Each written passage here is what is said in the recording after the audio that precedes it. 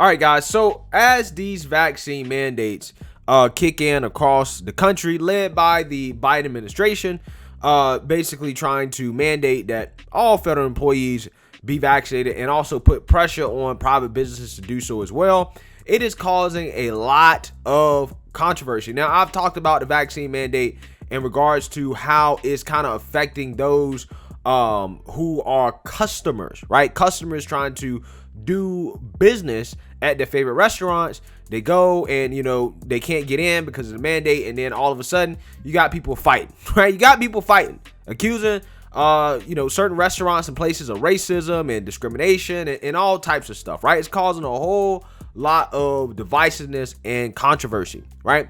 But it's not just happening there, guys. It is also happening in the workforce as some hard decisions are being made.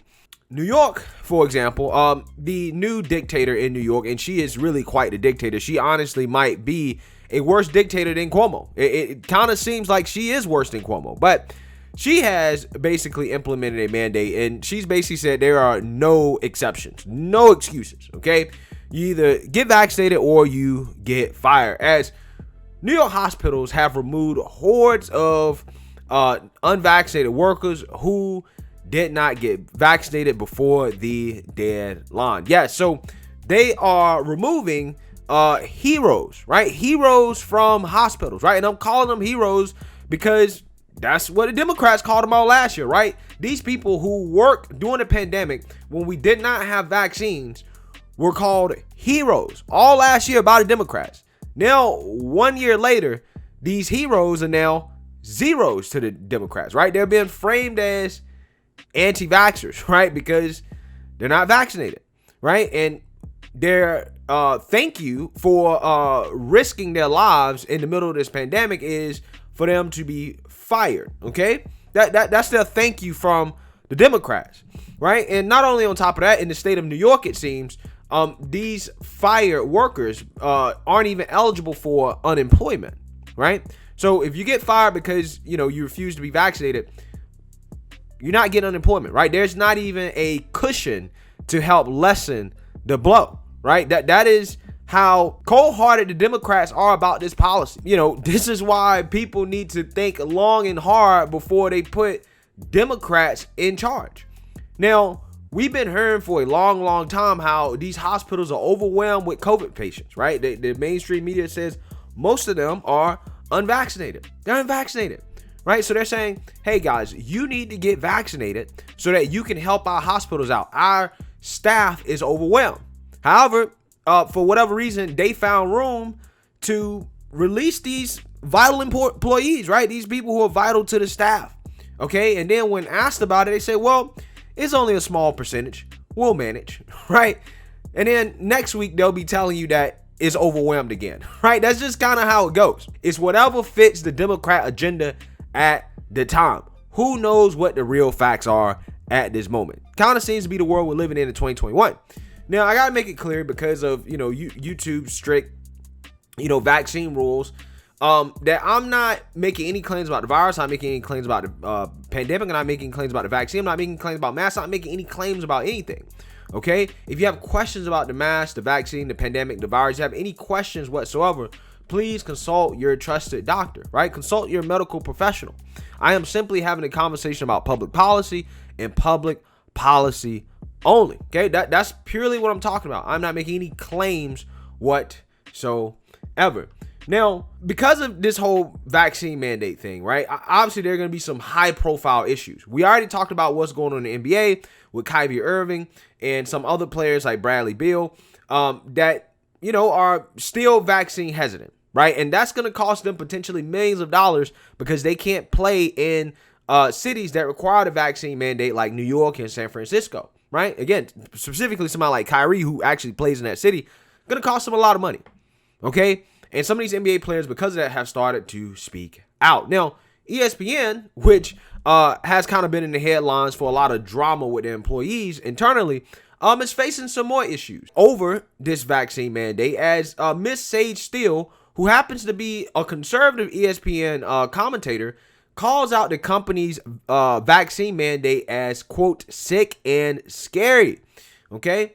She said she didn't want to do it, right? However, she was forced to, or she had to quit. It's basically a similar sentiment that a lot of people have been feeling across the country. As it says here, Sage Steele got her COVID-19 vaccine ahead of ESPN's mandated deadline, but only because she wanted to keep her job. The Sports Center anchor voiced her frustration with the policy on Wednesday episode of Uncut with Jay Cutler podcast.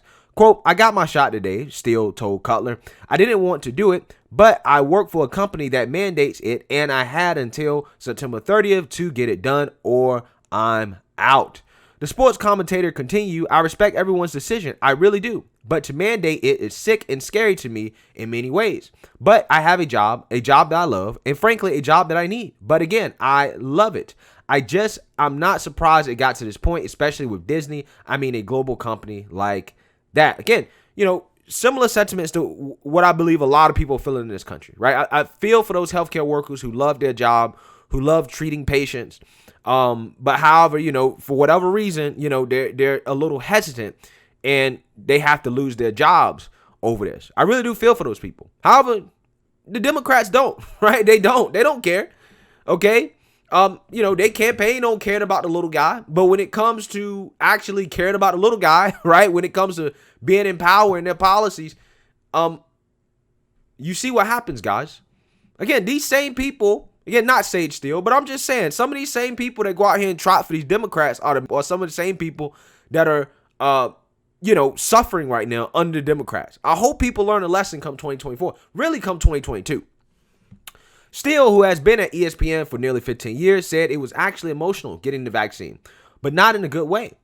Everybody else has their, yay, look, here's my vaccine card. You want to see my face look like when I had to do it. She continued, I get it to an extent, but I think the mandate is what I really have an issue with. I don't know what comes next, but I do know, for me personally, I feel defeated.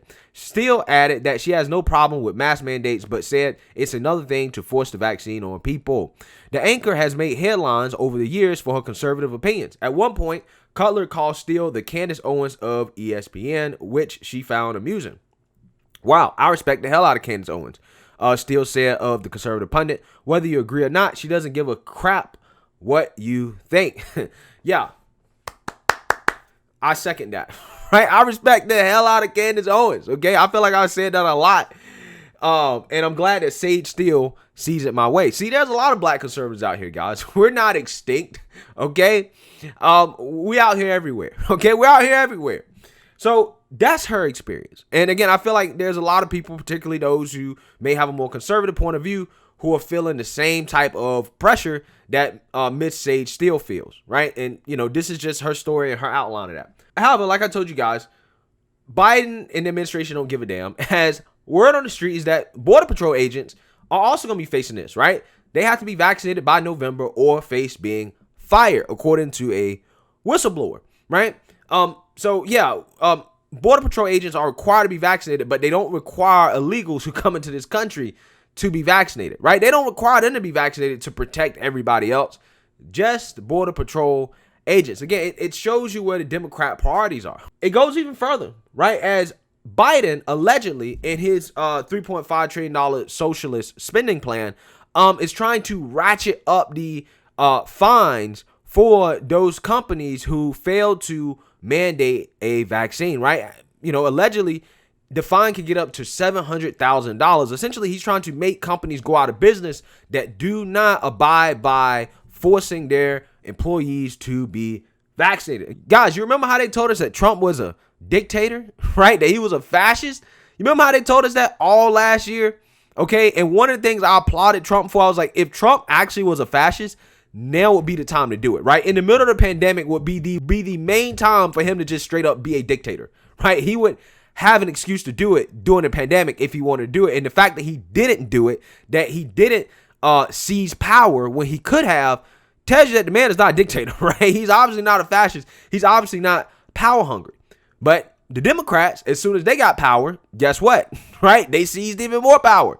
So let's read about what Biden has in store in his $3.5 trillion socialist plan. And we're actually going to read from this Forbes article here that I think does a good job of outlining exactly what's in this thing. President Joe Biden didn't just announce a COVID-19 vaccine mandate on companies employing 100 or more people. He plans to enforce it.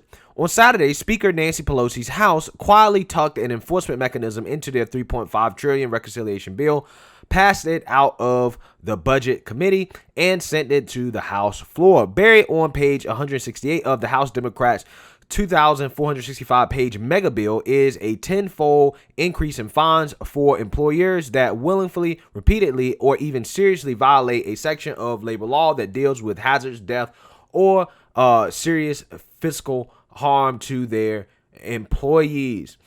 The increased fines on employers could run as high as $70,000 for serious infractions and $700,000 for willful or repeated violations. Almost $750,000 for each fine. If enacted into law, vax enforcement could bankrupt non-compliant companies even more quickly than the $14,000 OSHA fine anticipated under Biden's announced mandate.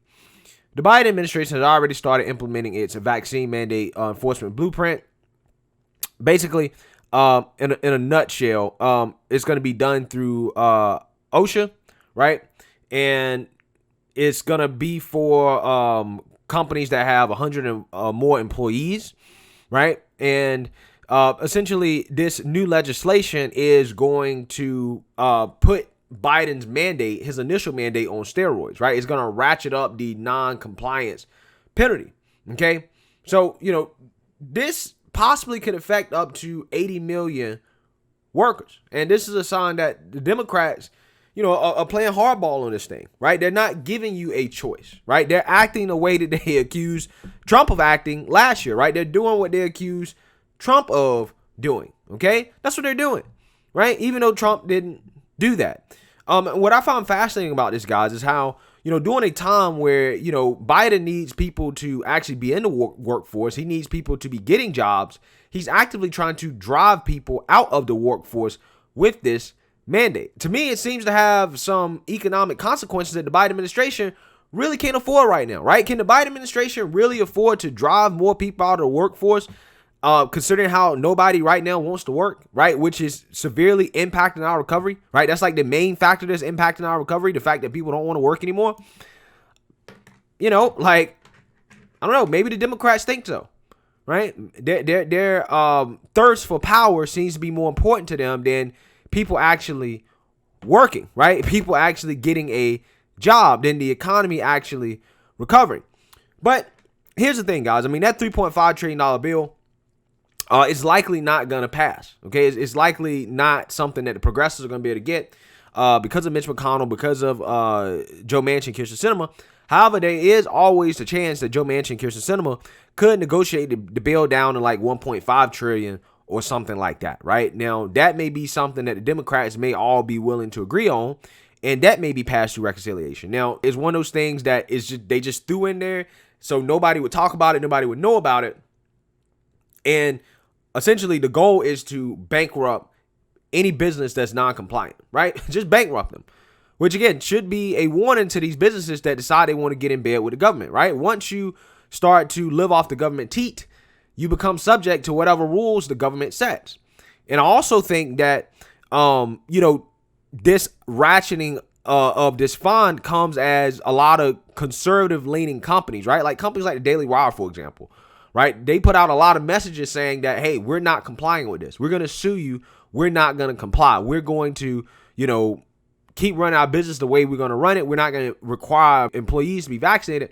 I think Biden is ratcheting it up as a response, right? I think he's really trying to shut that down, right? I really do think that's a part of it, okay? I think he's really going to try to challenge this thing and push it as far as he can go. And since he's doing it through legislation, it's kind of one of those things that, he may have more legal leeway with this stuff, right? Since it's been done, through Congress, right? So, again, it's likely that this $3.5 trillion bill won't pass. However, again, if Joe Manchin and Kyrsten Sinema decide to negotiate it down to $1.5 trillion, that's where you would probably see, this mandate most likely come into effect if that happens, okay? So we'll see, but let me know what you guys think. Make sure you like, comment, and subscribe. Most importantly, share a Black conservative perspective. Peace.